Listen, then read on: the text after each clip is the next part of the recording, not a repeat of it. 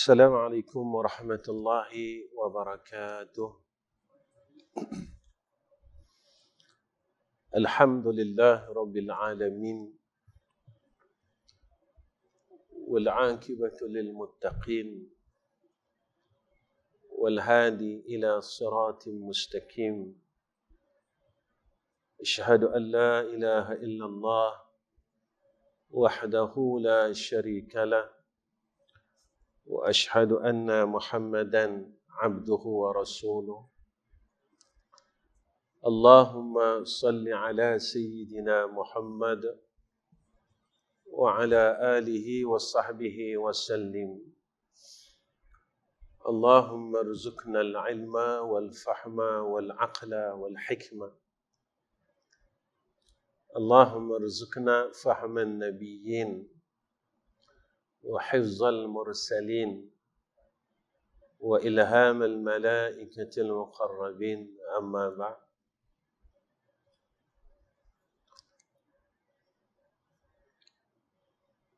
Yang saya muliakan barisan pengurusan tertinggi Lembaga Amanah Kebajikan Masjid Negeri Sarawak, yang saya kasihi sekalian para asatizah, yang saya sayangi sekalian hadirin dan hadirat, yang disayangi oleh Allah Subhanahu wa taala, sekalian pegawai-pegawai takbir,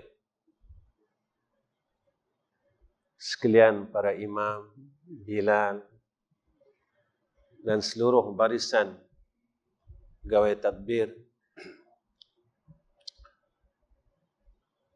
Pertama sekali kita panjatkan puji dan syukur ke hadrah Allah Rabbul Jalal. Dengan pertolongan Allah, ketentuan yang baik daripada Allah, kehendak yang baik daripada Allah, maka Allah kurniakan kepada kita kebaikan. Dan Allah himpunkan kita pada malam ini di dalam tempat yang penuh dengan barakah, keberkatan. Mudah-mudahan barakah ini terus dikurniakan oleh Allah kepada kita sehinggalah akhir hayat kita. Jika mana hidup ini tidak ada barakah, nescaya kita tidak akan beroleh kehidupan yang hakiki. Kita tidak dapat menikmati arti kehidupan yang sebenar. Kerana orang mukmin ini, bayangan kehidupan di dunia ini adalah bayangan kehidupan ahlul jannah. Sebab itu seseorang yang apabila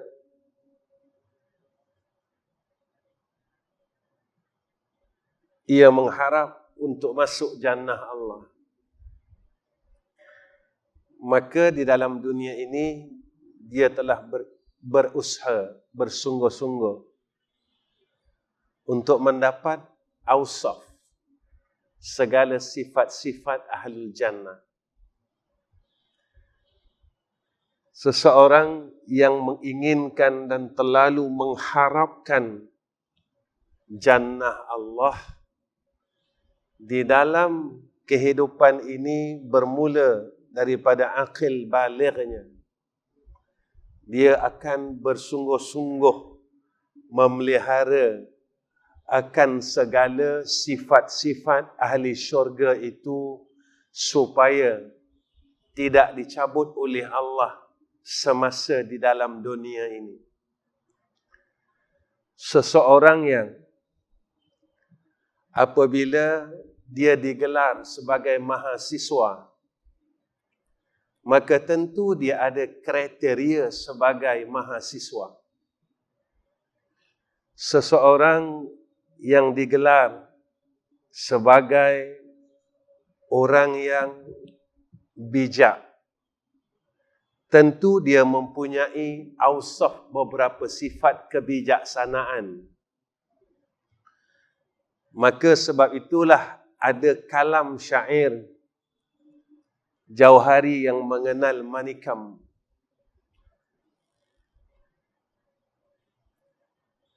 Yang mengenal tukang ini tentu ahli tukang. Yang mengenal ahlul Quran ini, ahlul qiraah ini tentu ahlul Quran.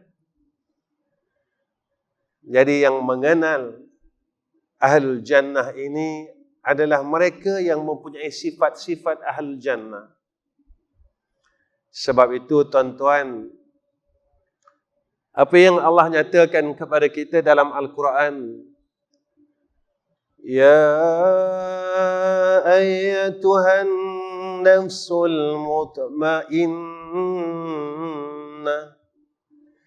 irji'i ila rabbiki radiyatan mardiyah fadkhuli fi ibadi wadkhuli jannati. Wahai diri yang tenang, wahai diri yang tenang, wahai diri yang tenang, irji'i ila rabbiki, kembalilah kepada Tuhanmu, radiyah maradiyah, hal keadaan ia mempunyai sifat radiyah, redha, maradiyah, diradai oleh Allah. Fadkhuli fi ibadi, maka masuklah dalam golongan hamba-Ku. Kalau kita lihat pada tafsir, yakni roh yang disuruh masuk ke dalam jasad. Fadkhuli fi ibadi, masuklah dalam golongan jasad hamba-hamba Allah. Yang mana Allah nyatakan pada ayat yang lain, Yauma la yanfa'u malun wala banun illa man atallaha biqalbin salim. Saat itu la yanfa', tidak ada manfaat, malun wala banun, harta dan anak pinak. Dua perkara ini disebut oleh Allah. Jika kita besarkan makna perkataan ini, dunia dan makhluk. Kerana di dalam dunia ini, di dalam kehidupan ini, manusia lebih cenderung kepada dua perkara ini. Manusia ditipu dengan dua perkara ini. Manusia lebih asyik dengan dua perkara ini. Malun, banun, harta dan sekalian makhluk.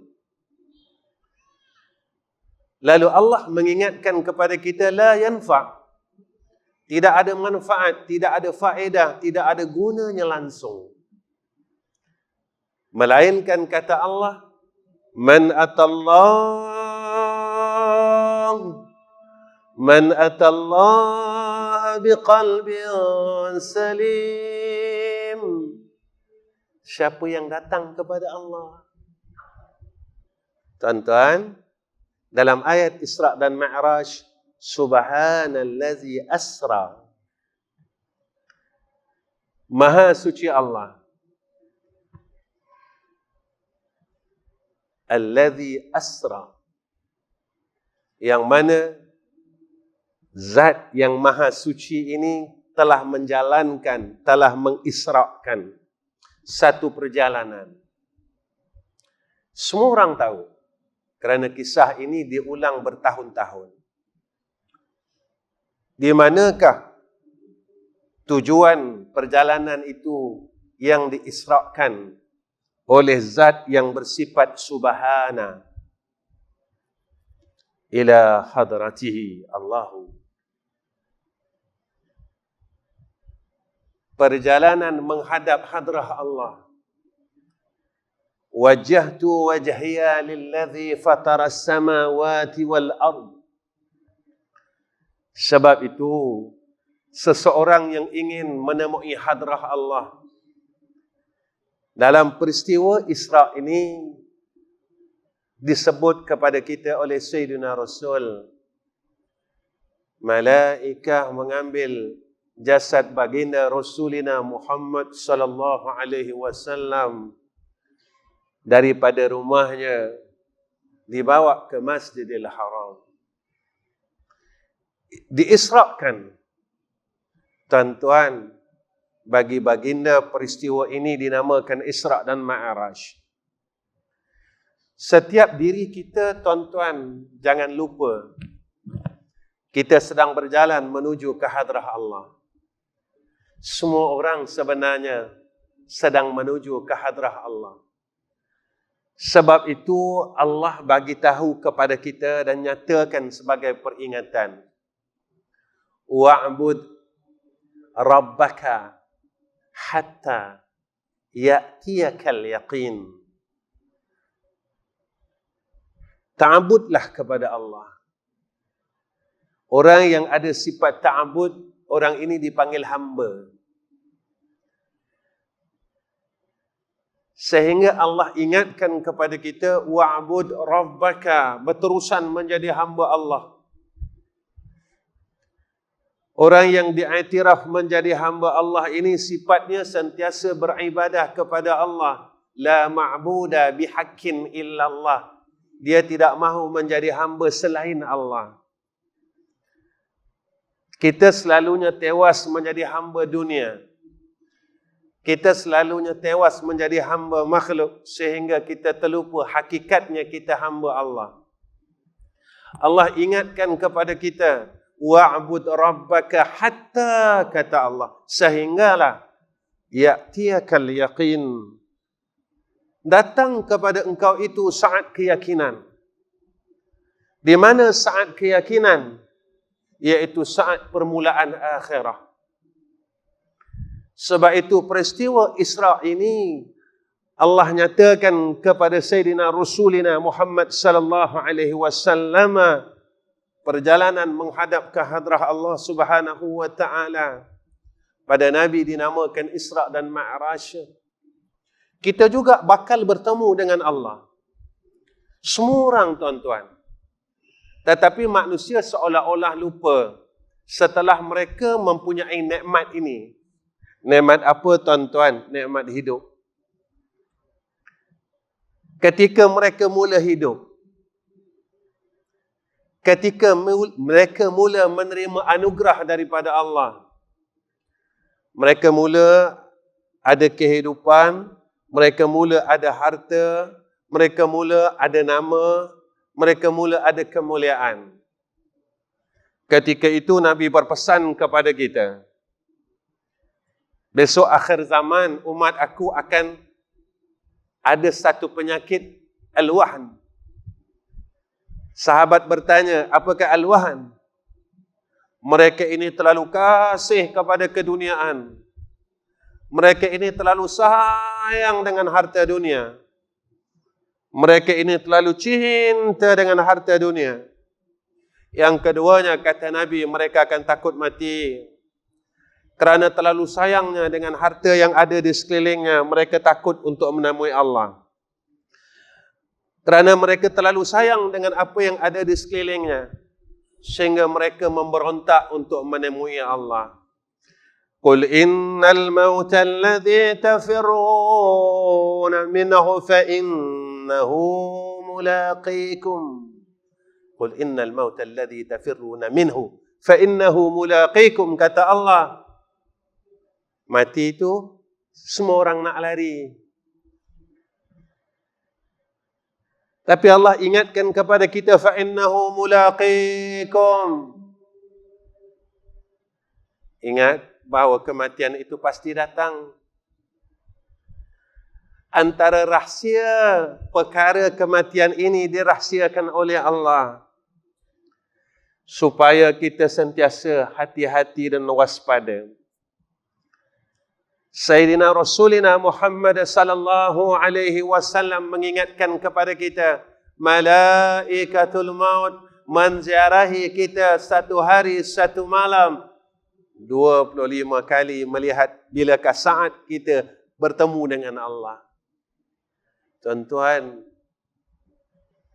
hari ini kita rasa tak yang malaikat telah melihat kita saat daripada maghrib semalam sehingga maghrib ini?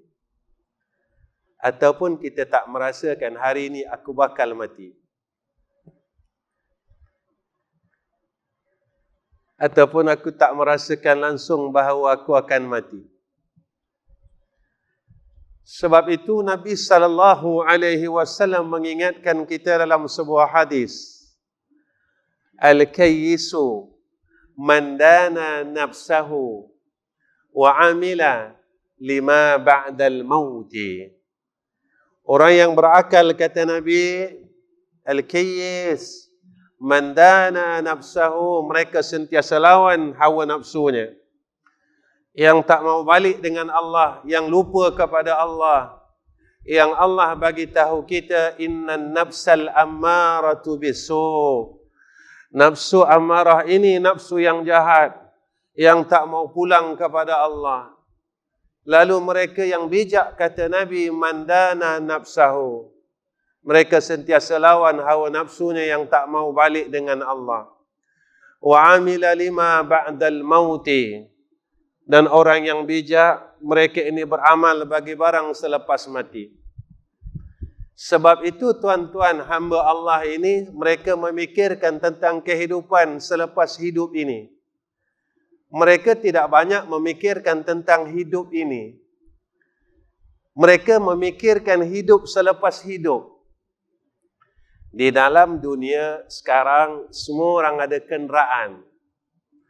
Pastikah kita telah ada kenderaan di akhirat, tuan-tuan?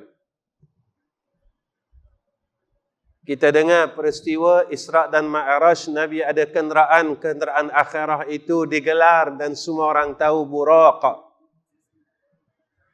Pastikah kita besok di akhirat tidak berjalan kaki di hadapan Allah?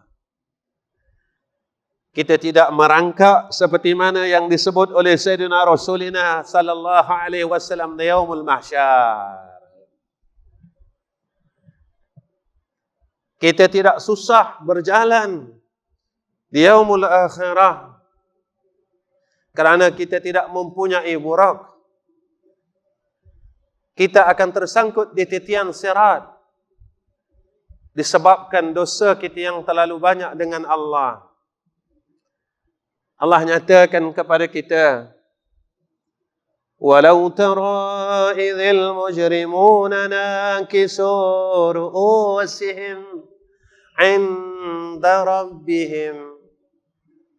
Orang yang balik mereka ini hal keadaan mereka bawa dosa dan maksiat. Hati mereka tidak bersih.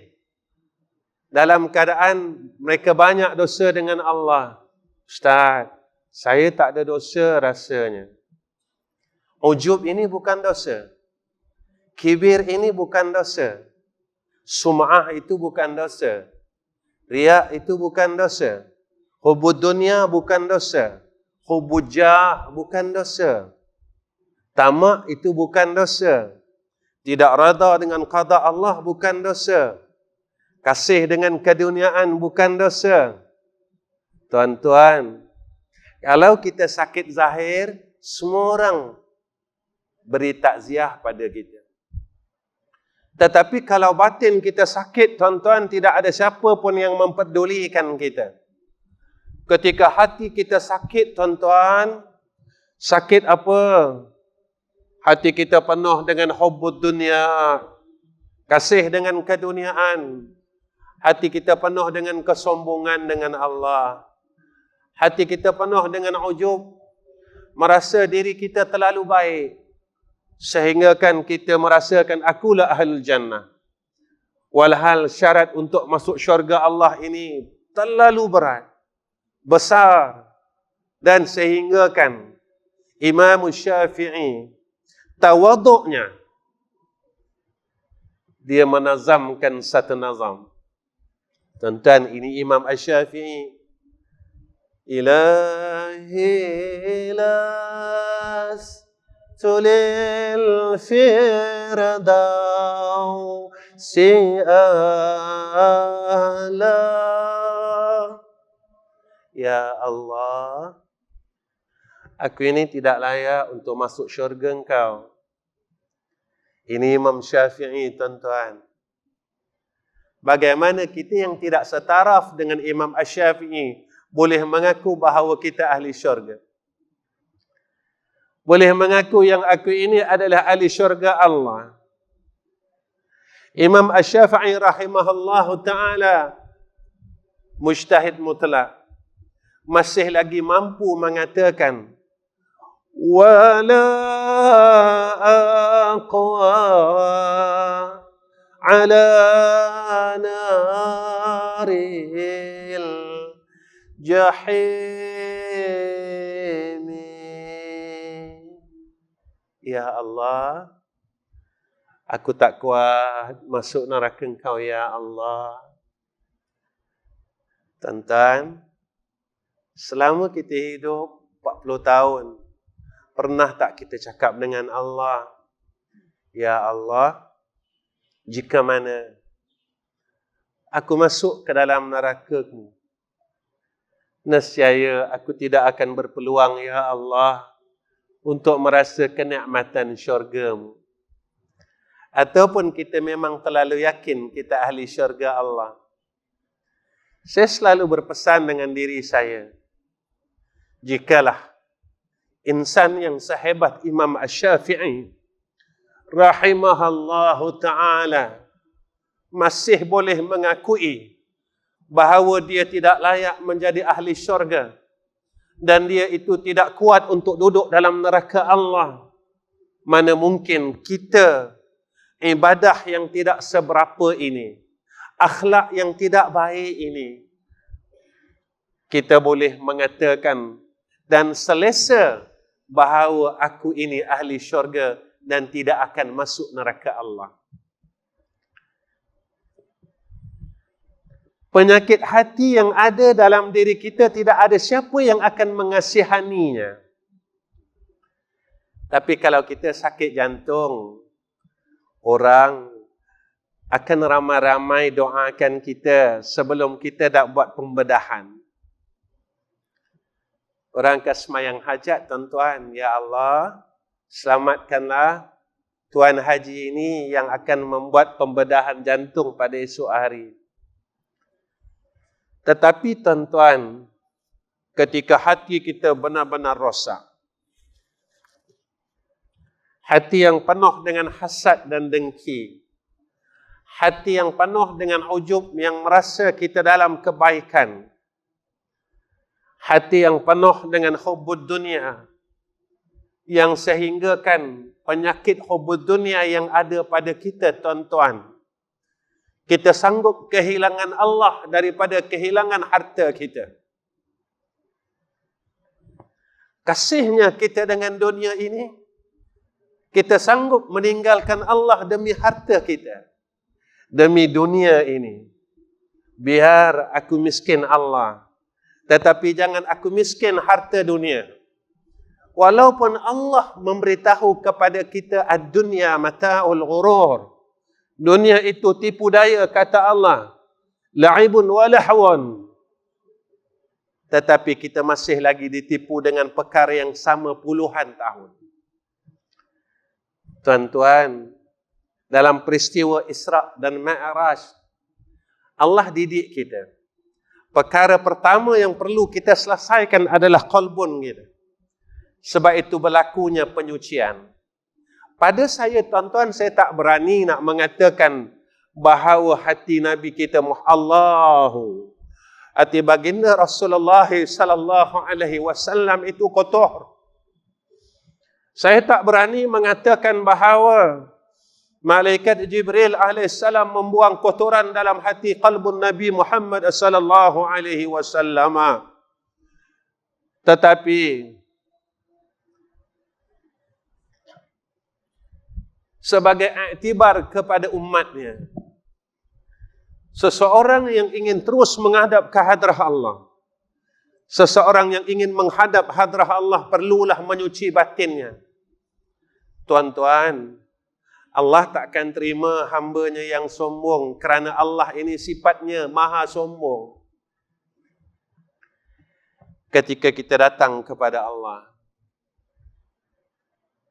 lalu kita mulakan dengan takbir. Allahu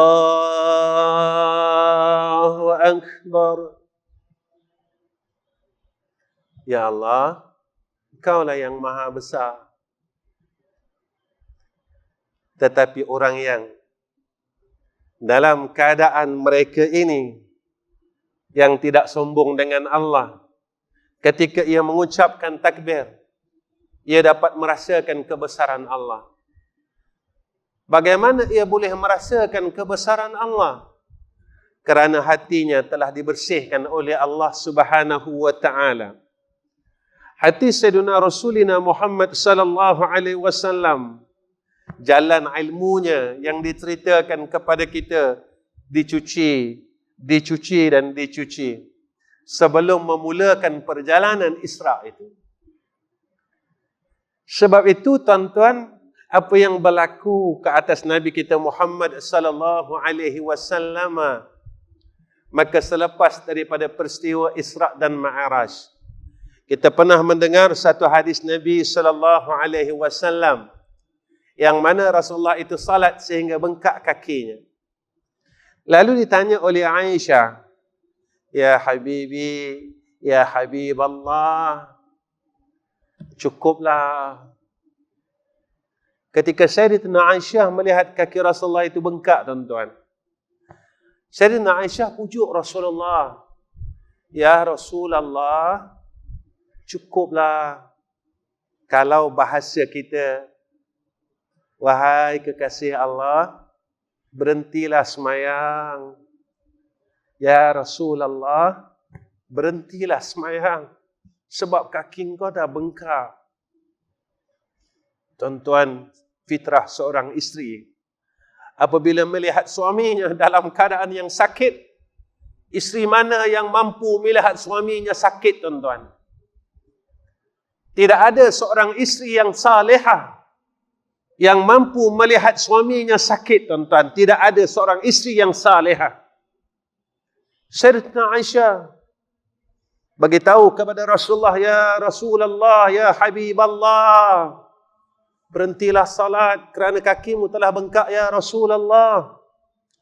Apa jawab Nabi sallallahu alaihi wasallam? "Wahai Aisyah, aku belum merasa cukup bersyukur dengan Allah."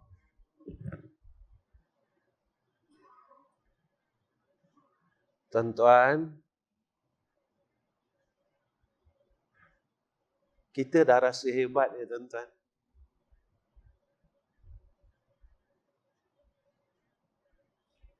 Kita rasa kita cukup bagus. Saya nak tanya diri saya dan tuan-tuan, pernah tak kita beribadah sehingga sakit?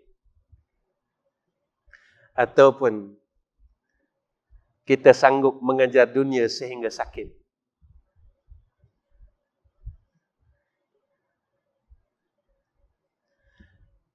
Tuan-tuan, Nabi sakit kerana merindui Allah.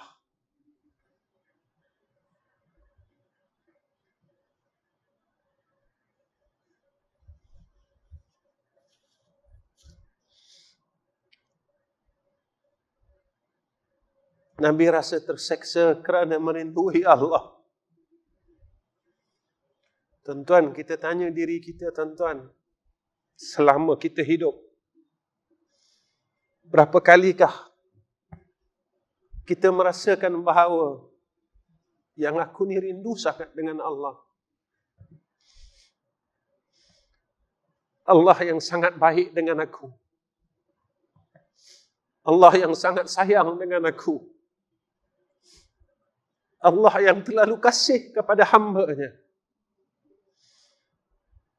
Bilakah perasaan itu datang, tuan-tuan, dalam diri kita? Ataupun perasaan itu tidak pernah wujud pun dalam diri kita. Perasaan itu tidak pernah lalu pun di dalam hati kita. Perasaan itu tidak pernah ada pun dalam hati kita. Walhal sayangnya Allah kepada kita, tuan-tuan. Saat kita bodoh, kita meminta ilmu kepada Allah. Lalu Allah memberikan kita pengetahuan sehingga kita menjadi seorang alim. Orang yang bijak. Tetapi kita ingat atau tidak akan si pemberi ilmu itu. Ataupun kita merasakan bahawa aku ada ilmu, lalu kita akan memperbodohkan orang lain. Ketika kita tidak ada satu sen pun di dalam tubuh kita. Lalu Allah memberikan kita harta sedikit demi sedikit. Kita rindu tak pada yang pemberi harta itu? Yang telah memberikan kita, menganugerahkan harta itu. Tuan-tuan, inilah hamba Allah. Hati yang bersih, yang sentiasa bertawajuh kepada Allah Subhanahu wa Ta'ala. Hati yang sentiasa memandang ke hadrah Allah Subhanahu wa Ta'ala. Hati yang sentiasa mengingati Allah Subhanahu wa Ta'ala. Sehingga Allah ingatkan kepada kita, "Udhkuruni adhkurkum." Kalau engkau ingat, aku akan sentiasa ingat engkau. Tuan-tuan, hari ini berapa kali kita ingat Allah? Saya tanya diri saya, tuan-tuan tanya diri tuan-tuan.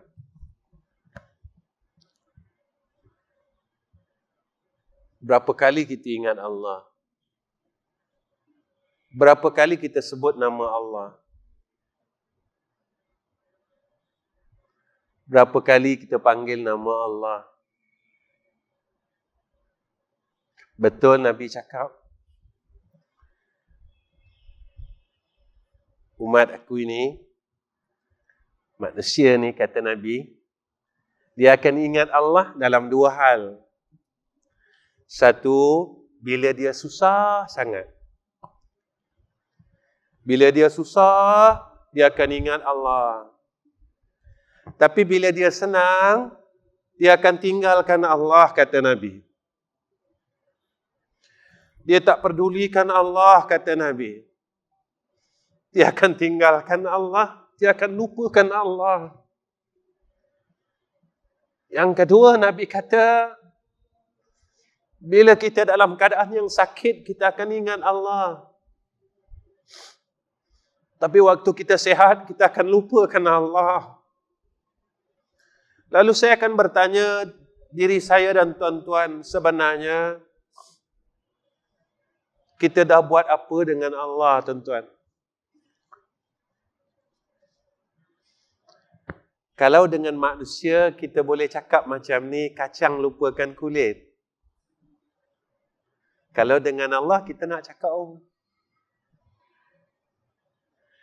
Kalau dengan manusia ada istilah kacang lupakan kulit.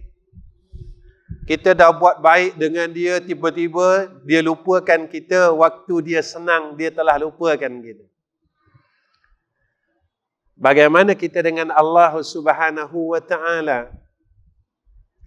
Sebab itu, tuan-tuan, di dalam perjalanan seorang hamba kepada Allah Subhanahu wa Ta'ala, kita kena lalu beberapa perkara dan kita kena tempuh beberapa perkara supaya kita ini diterima oleh Allah. Irji'i ila rabbiki radiyatan mardiyah fadkhuli fi ibadi wadkhuli jannati.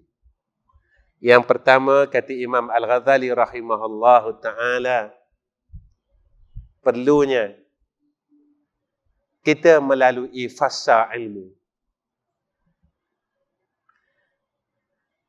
Kerana apa, tuan-tuan? Inilah yang disebut oleh Imam Al-Ghazali ilmu dan ma'rifah. Kalau kita tak mengenali Allah, kita tak akan seronok nak jumpa Allah. Kalau kita tak kenal siapa Allah, kita tak akan suka nak bertemu dengan Allah.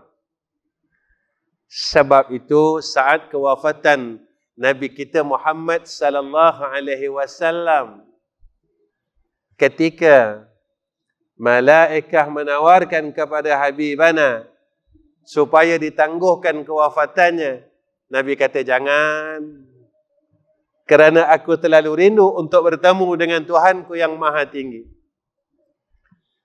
Tuan-tuan, Masya Allah, Sayyidatina Fatimah Az-Zahra, ketika saat sakaratul maut Sayyidina Rasulina Muhammad sallallahu alaihi wasallam, Sayyidatina Fatimah Az-Zahra, tuan-tuan, menangis teresak-esak kerana ayahnya akan bertemu Allah. Habibana Sayyidina Rasulina Muhammad sallallahu alaihi wasallam memanggil putrinya, Ya bint, Ya bint, Ya Fatimah Az-Zahra. Lalu Rasulullah membisikkan pada telinga Fatimah Az-Zahra, Ya bint, tidak lama lagi kamu akan mengikutiku, kata Rasulullah. Saat teresak-esaknya Fatimah Az-Zahra ketika mendengar perkataan Rasulullah sallallahu alaihi wasallam, Fatimah Az-Zahra tersenyum, tuan-tuan. Lalu ditanya oleh Sayyidatina Aisyah, kenapa engkau tersenyum, tadi engkau menangis? Lalu Fatimah Az-Zahra berkata dalam keadaan yang suka dan gembira. Fatimah Az-Zahra berkata, aku akan mengikuti Rasulullah sallallahu alaihi wasallam tidak lama lagi, kata Fatimah Az-Zahra. Tuan-tuan, kalau kita seorang doktor memberitahu kepada kita, fulan bin fulan, tuan akan mati dalam masa 4 bulan. Kita sedih atau kita suka, tuan-tuan? Saya nak membawa peristiwa ini farak, perbezaan. Orang yang kenal Allah dan kasih kepada Allah, tatkala dia beritahu kepadanya bahawa tidak lama lagi engkau akan menyusul dan menemui aku, kata Rasulullah sallallahu alaihi wasallam, dia gembira, tuan-tuan. Kenapa dia gembira? Salafus salih pernah ditanya, apakah perkara yang paling kamu sukai? Mereka mengatakan kematian. Lalu mereka ditanya, kenapakah engkau menyukai kematian? Kerana dengan jalan kematianlah aku dapat menemui hadrah Allah Subhanahu wa ta'ala. Dan dengan jalan kematianlah aku dapat menemui akan kekasihku Habibana Sayyidina Muhammadin sallallahu alaihi wasallam. Tuan-tuan yang dirahmati oleh Allah Subhanahu wa ta'ala, orang yang nak menghadap ke hadrah Allah Subhanahu wa ta'ala kena melalui fasa ilmu dan ma'rifah. Setelah ia selesai fasa ilmu dan ma'rifah, maka ia kena melalui fasa taubah. Kenapa, tuan-tuan, tidak taubat dulu? Ilmu dan ma'rifah dahulu. Kita mengambil apa yang disebut oleh ulama awwaluddin ma'rifatullah. Awal agama itu mengenal Allah. Tuan-tuan, kenapa selepas ada ilmu dan ma'rifah ini, adanya ilmu, lalu kena menemui fasa taubah? Ilmu ini satu kemegahan. Dan Nabi SAW menyatakan kepada kita, Al-Quran hujjatul laku alaik. Quran ini hujjah dan syafa'ah pada kamu atau sebaliknya. Begitu juga ilmu. Ilmu ini boleh jadi penyelamat dan ilmu ini boleh jadi laknat atas kita. Sebab itu, tuan-tuan, semakin kita mempunyai ilmu, semakin kita dikurniakan ilmu oleh Allah. Ini kalam ulama sufiah. Kalam ulama sufiah menyatakan awalul ilmi jahl. Awal ilmu itu bodoh. Dan akhir ilmu itu juga bodoh. Lalu orang bertanya, kenapa awal ilmu itu bodoh? Tidak tahu. Dan awal ilmu, akhir ilmu itu juga bodoh. Ini fitrah. Sebelum kita mengaji, kita bermula daripada tidak tahu. Tetapi setelah kita belajar dan belajar dan belajar, rosaknya apabila kita rasa tahu. Ketika kita mula rasa tahu, kita mula rasa alim, ketika itu kita mula membodohkan orang lain.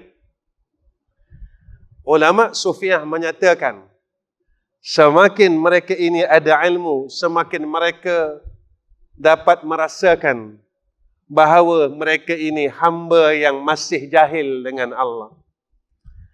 Kerana mereka memandang yang bersifat alim itu adalah Allah. Kerana Allah yang bersifat dengan ilmu. Dan hakikatnya, manusia ini tidak bersifat dengan sifat ilmu. Pengalaman ini tuan-tuan saya kongsi dengan tuan-tuan. Sewaktu saya nak balik daripada bertemu dengan guru saya, tuan-tuan. Satu hari guru saya ni panggil saya. Saya di antara pelajar yang paling bodoh di kalangan seluruh pelajar. Dan saya paling ahmak, orang yang paling bebal di kalangan seluruh penuntut ilmu. Dari kalangan syekh ini, saya orang yang paling bodoh. Kalau periksa, tuan-tuan, orang paling terakhir sekali. Dan satu hari, syekh saya panggil saya. Lalu saya tanya, wahai syekh, apakah hajat syekh panggil saya bertemu hari ini? Dia cakap dengan saya, irja' ila Malaysia, dia kata. Pulanglah kamu ke Malaysia. Saya dalam keadaan menangis, tuan-tuan, bertanya kepada guru saya, apakah salah saya, tuan? Apakah kesilapan saya sehingga saya dihalau balik daripada pengajian? Saya bukan orang mengaji, tuan-tuan. Saya ini orang yang melihat dan duduk di kalangan orang mengaji. Saya tak mengaji sebab saya bukan orang alim. Saya cuma khidmat dengan talibul ilmi. Orang yang khidmat dengan orang yang belajar. Saya cuma pandai susun kasut orang. Saya tak pandai bawa kitab, dan tuan-tuan kalau bagi kitab Arab dengan saya tak boleh baca, tuan-tuan. Sebab saya ni kal ahmari. Seumpama kaldai yang ada kitab tapi tak boleh baca. Saya menangis di hadapan syekh saya kata tolonglah maafkan saya. Kerana kemurkaan seorang guru itu adalah kemurkaan Allah dan Rasul. Kenapa, tuan-tuan? Kerana syair Arab mengatakan muallimu kakawalidik. Guru kamu ini seumpama dua ibu bapa kamu. Ati' amrahu, taatlah perintahnya. Wajlis amamahu bi'adabin wahtiramin. Duduklah di hadapannya dengan penuh ta'dib dan kemuliaan. Kenapa sedemikian disebut oleh syair? Kerana seorang ulama itu mereka menyelamatkan batiniah kita. Mereka menyelamatkan akhirat kita. Supaya di akhirat besok kita tidak dilemparkan oleh Allah ke dalam neraka Allah. Ibu bapa dunia ini, mereka menyelamatkan kita daripada kesusahan dunia. Kita tak makan, kita sakit, dia selamatkan. Tetapi guru kita, dia menyelamatkan akan kesusahan dan kesengsaraan akhirat. Dia tunjukkan kepada kita, jika ini yang kamu buat, kamu akan masuk neraka Allah. Jika ini yang kamu buat, kamu akan dimarahi oleh Allah. Jika ini yang kamu buat, kamu tidak akan dipandang oleh Allah. Jika ini yang kamu buat, kamu tidak akan disambut oleh Sayyidina Rasulina Muhammad sallallahu alaihi wasallam. pada yaumul ba'as, pada hari kamu dibangkitkan. Lalu saya bertanya, Tuan, kenapa Tuan panggil saya? Dia kata, itla', baliklah. Iftah madrasah. Bukalah sekolah.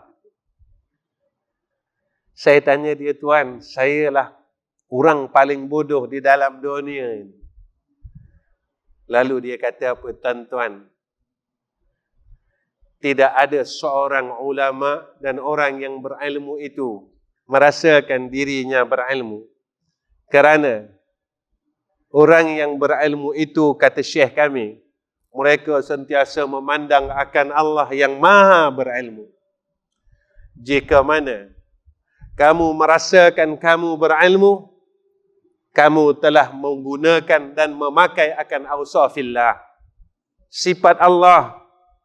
Kita tidak sekali-kali layak untuk mengaku bahawa aku berilmu. Aku tahu serba dan serbi. Kerana apa yang berlaku kepada Azazil sebelum ia dikeluarkan daripada Allah, daripada jannahnya, kerana dia rasa terlalu sombong dengan apa yang dia tahu. Tuan-tuan masih ingat lagi makhluk yang bernama Azazil? Dia orang hebat, tuan-tuan, semayang banyak, zikir banyak. Kawan-kawannya, sahabatnya di kalangan makhluk yang bersih, iaitu malaikat. Tetapi satu sahaja asbab dia Allah keluarkan daripada jannah. Dia kata apa, tuan-tuan? Wa ana khairum minhu. Aku lebih baik daripada Sayyidina Adam alaihissalam. Allahu.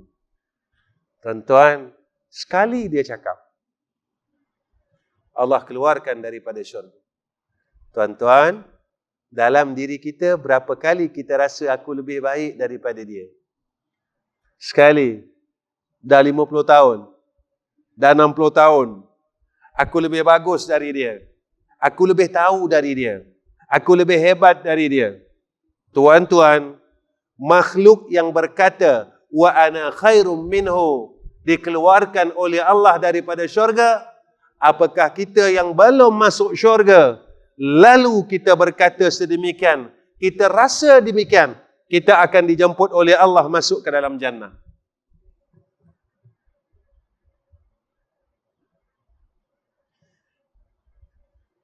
Kalau kita masih ada rasa demikian, bolehkah kita, Allah panggil kita masuk ke dalam syurga Allah? Fadkhuli fi ibadi wadkhuli jannati. Masuklah dalam syurgaku. Wadkhuli jannati ya ibad. Wahai hambaku, ya ibadi, wahai hambaku, masuklah dalam syurga. Ini yang kena fikirkan.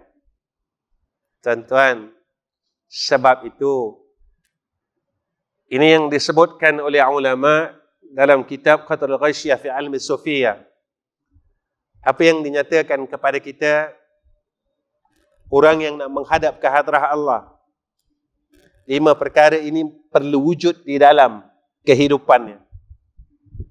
Habis daripada perkara ini, tuan-tuan, insya-Allah saya berhenti.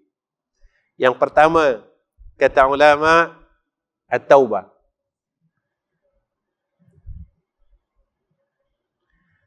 Sayyidina Rasulina Muhammad sallallahu alaihi wasallam beritahu kita, aku bertaubat kepada Allah satu hari satu malam 100 kali. Tuan-tuan, kita dah belum bertaubat hari ini 100 kali. Ustaz, alhamdulillah saya 100 kali. Maqam kita sama dengan maqam Sayyidina Rasul. Berani tuan-tuan kita letakkan maqam kita sama dengan maqam Sayyidina Rasul? Tuan-tuan, sampai sekarang kita masih lagi tak berhenti buka aib orang lain. Baca aib orang lain. Tengok aib orang lain. Bolehkah kita meletakkan amalan kita sama dengan amalan hamba yang dimaksumkan oleh Allah? Berapa istighfar kita, tuan-tuan, hari ini? Kita kena tanya, tuan-tuan. Yang pertama, yang keduanya, perlu ada kenderaan yang baik. Iaitu kata ulama, himmah, kesungguhan untuk menghadap hadrah Allah. Tuan-tuan, saya tanya diri saya dan saya tanya tuan-tuan. Umur saya 50 lebih, tuan-tuan. Selalu orang kata, Ustaz, jangan cakap umur, dia kata. Saya tak malu cakap umur saya dan saya tak kisah cakap umur saya. Sebab saya tak cakap pun saya mati, saya cakap pun saya mati. Tidak ada faedah pun kalau orang tanya saya tak cakap.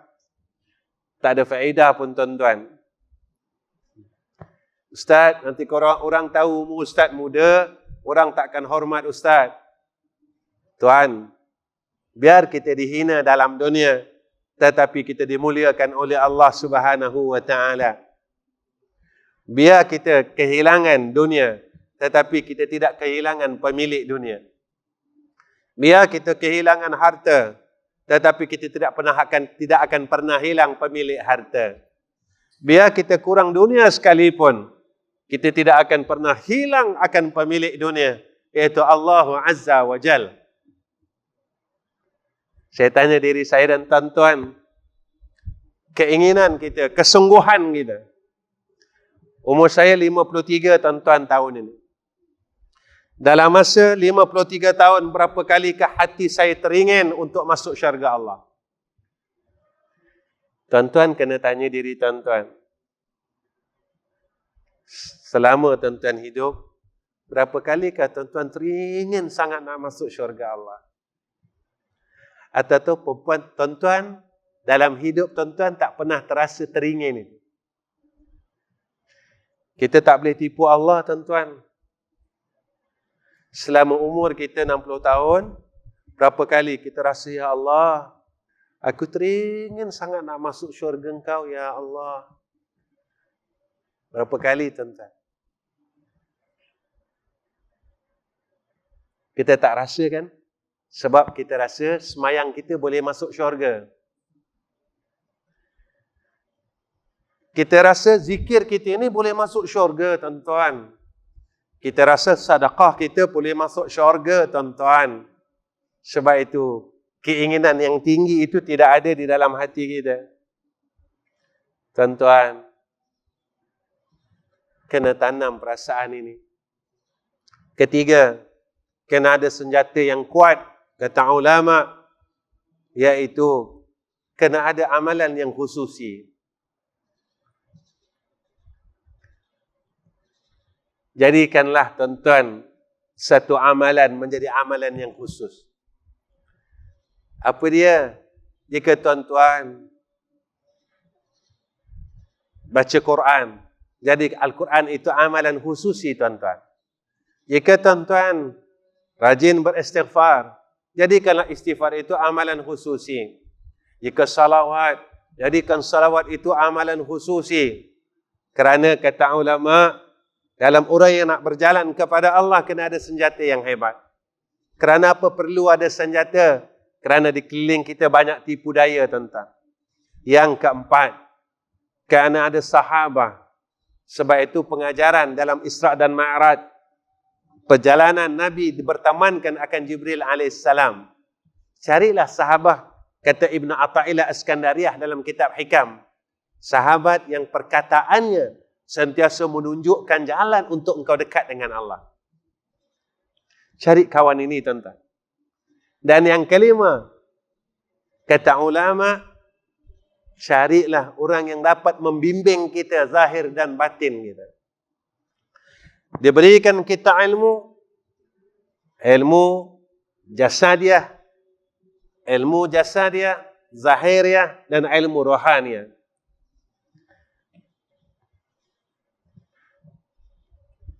Jangan betulkan semayang saja, tetapi dia tunjukkan cara macam mana diterima salatnya.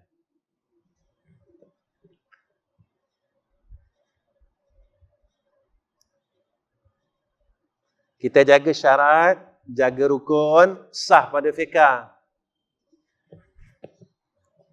Tuan-tuan baca tak hadis sahih? Besok Allah akan panggil. Siapa dia? Ulama awalnya.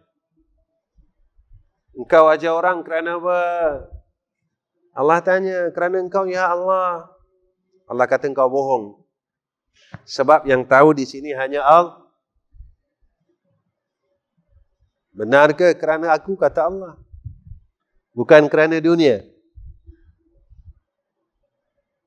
Bukan kerana kemuliaan dunia. Bukan kerana harta dunia. Allah akan panggil orang kaya, tuan-tuan. Selama engkau hidup, engkau bersedekah. Kita pun kata, ya Allah, aku bantu akan fuqara dan masakin. Lalu Allah kata, bohong. Engkau buat kerana engkau inginkan supaya orang kenal engkau sebagai orang yang bersedekah. Akhir zaman ini berlaku, tuan-tuan. Maaf saya nak bercakap. Saya minta maaf dulu dengan orang Sarawak ni. Ulama yang disebut oleh Nabi dalam hadis ini berlaku. Betul ke ikhlas kerana Allah? Ikhlas ini siapa yang boleh nilai, tuan-tuan? Allah. Kalaulah Nabi dulu buat semua kerja ini sebab duit, nescaya kita tak boleh mengucap asyhadu an la ilaha illallah wa asyhadu anna Muhammadar Rasulullah.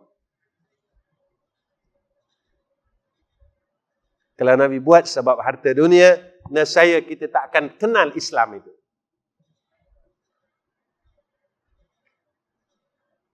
Sekarang zamannya, tuan-tuan, orang bersedekah, lalu orang tunjukkan cara bersedekah. Ini rosaknya benda ni, tuan-tuan.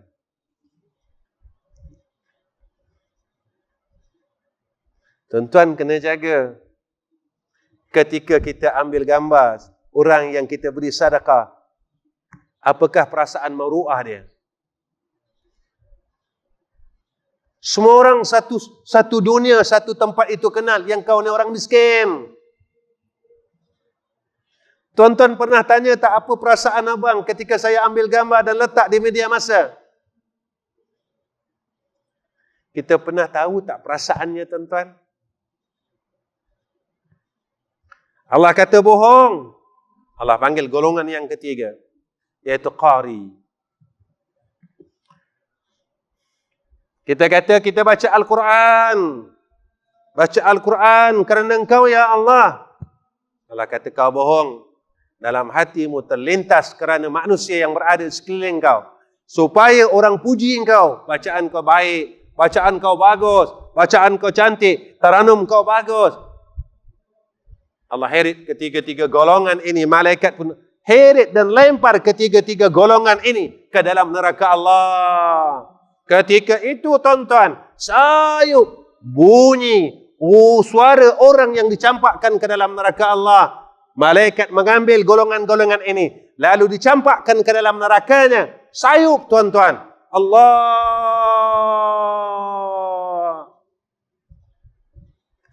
Rabbana absarna wa sami'na. Rabbana absarna wa sami'na farji'na. Kembalikan kami, ya Allah. Na'mal salihah. Kami nak buat amal salih. Inna mukinun. Sungguhnya kami telah yakin. Tuan-tuan yang dirahmati Allah, saya rasa cukup setakat ini. Saya dapat ceritakan kepada tuan-tuan tentang yang dikatakan Isra. Kalau ikut, ada 5 lagi, tuan-tuan. 5 fasa lagi. Tapi saya tak dapat nak ceritakan. InsyaAllah kita berhenti di sini, insyaAllah. Mudah-mudahan Allah terima apa yang kita buat, insyaAllah. Tuan-tuan yang dirahmati oleh Allah, insyaAllah. Sebenarnya program saya di Sarawak ini hampir 4 hari. Kesemuanya kebanyakan tajuknya Isra dan Mi'raj. Sebab itu saya menceritakan satu fasa ke satu fasa. Ayat Isra dan Mi'raj. Subhanalladzi asra bi'abdihi laylan minal masjidil harami ila al-masjidil aqsa alladzi barakna hawlahu linuriyahu min ayatina ila al-akhir al-ayat. Hadis disebabkan 5 program dan 6 program yang terakhir, semua tajuknya sama. Lalu, saya bawa secara satu-satu. Subuh tadi saya jelaskan tentang subhana. Malam ini saya jelaskan allazi asra. InsyaAllah kuliah subuh besok difahamkan kepada saya tajuk yang sama, tuan-tuan. Maka insyaAllah kuliah subuh besok iaitu di Masjid Bandara. Begitu, di Masjid Bandara. InsyaAllah saya akan kupaskan bi'abdihi. Ya, mudah-mudahan ya, sepulangnya saya ke Semenanjung, maka selesailah ya, sehingga ya akhir ayat yang tak akhir, insya-Allah taala. Tuan-tuan tolong doakan saya, mudah-mudahan Allah terima apa yang saya buat, mudah-mudahan Allah redha saya dan Allah kasih saya dunia dan akhirat.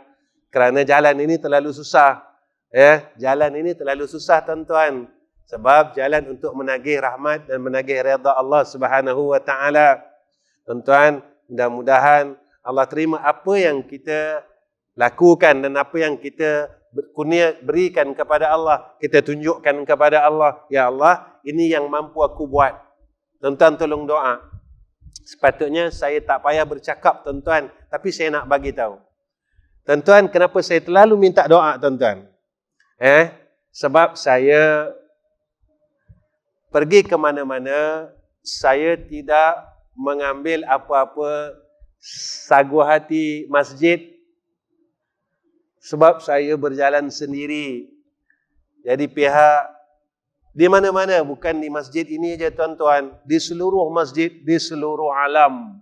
Jika saya ditentukan oleh Allah ke mana pun, saya tak ambil apa-apa pemberian daripada pihak masjid kerana kuliah. Sebab saya takut Allah pindahkan akan tujuan saya yang asal kerana perkara yang sedikit. Saya takut itu. Bukan saya kata orang yang berbuat demikian tidak betul. Saya takut saya tidak betul. Kerana tatkala itu saya mula berpaling daripada Allah Subhanahu wa ta'ala. Yang tu saya takut. Tuan-tuan, kenapa perkara itu saya hindarkan? Sebab saya takut Allah tak pandang saya. Yang tu saya takut. Sebab tuan-tuan tak apa. Tuan-tuan orang semayang banyak. Tuan-tuan puasa banyak. Salawat banyak. Zikir banyak. Saya bukan orang baik. Saya orang jahat. Bila saya buat suatu perkara yang sehinggakan saya berpaling dengan Allah, pada ketika itu saya takut Allah tak nak tengok saya. Saya cuma pandai cakap. Tapi ketika saya bawa diri saya, kembalilah kepada Allah, irji'i ila rabbiki radiyatan mardiyah. Saya rupanya hati saya mula berpaling terus daripada Allah. Na'udzubillahi min zalik. Tuan-tuan tolong doakan. Mudah-mudahan Allah istiqamahkan saya sehinggalah saat saya menemui Allah Rabbul Jalal. Kerana apa yang ada dalam hati saya, yang saya mohon dengan Allah, ya Allah, terimalah saat kematianku. Sehingga kan saat sakaratul maut itu saya mohon dengan Allah agar orang yang saya sayang di sekeliling saya menjemput untuk kembali bertemu dengan hadrah Allah. Marhaban bik, ahlan wa sahlan. Itu yang kita inginkan, tuan-tuan. Sebenarnya apa yang ada di sekeliling kita cuma penipuan pemandangan. Duit yang kita ada makin lama makin habis, tuan-tuan. Diri yang cantik, bijak, makin lama makin tua dan makin hudur. Makin buruk. Tetapi akhirat itu khalidina fiha abada. Tolong tuan-tuan doakan saya. Tolong tuan-tuan doa. Begitu juga dengan madrasah kami. Ya, saya ada 3 madrasah. Dan alhamdulillah madrasah saya masih baru. Satu madrasah saya berumur 40 tahun. Satu madrasah saya berumur 24 tahun. Alhamdulillah saya buat madrasah bukan sebab saya alim, tapi kerana saya bodoh, tuan-tuan. Saya orang bodoh. Saya ngaku siap-siap. Saya orang bodoh. Abal juhala. Segala orang bodoh, saya paling bodoh. Jadi saya buat madrasah kerana nak bantu ummah. Sebab itu saya tak ambil apa-apa bayaran. Makan, minum, api, air. Pelajar saya tak ramai. Kadang-kadang sampai 300. Kadang-kadang lebih kurang 100 lebih. Jadi tuan-tuan tolong doa. Ya, mudah-mudahan Allah kurniakan saya akan kerja ini sampai saya mati, sampai saya menemui hadrah Allah Subhanahu wa taala. Kenapa saya perlukan doa tuan-tuan? Besok kalau Allah tanya tuan-tuan, ya Allah, aku pernah kenal hamba Allah ini. Ya Allah, dan aku pernah doakan dia. Mudah-mudahan dia menjadi jariah kita sama-sama tuan-tuan. Sama-sama jadi jariah. Apa yang dapat saya buat, tuan-tuan pernah doakan saya, lalu menjadi jariah amal saleh kita besok balik bertemu dengan Allah Subhanahu wa taala. Wa akhirul kalam. Assalamualaikum warahmatullahi wabarakatuh.